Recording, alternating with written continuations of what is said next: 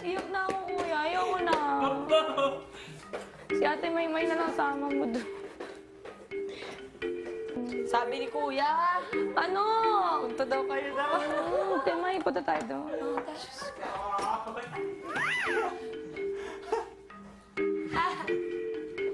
Oh my God, son.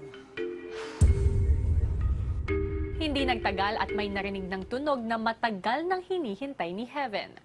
Salamat! Yay! Matapos ang kanyang naging parusa ay kinausap siya ni Kuya.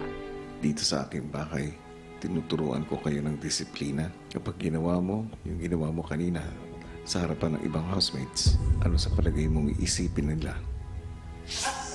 Iyak na ako, kuya. Ayoko na.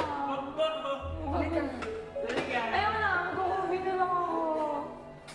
Si Ate Maymay na lang sama mo doon.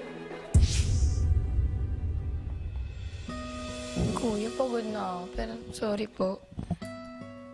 Ang paninirahan mo sa bahay ko ay isang proseso. Mas marami kang matututunan, mas mabuti.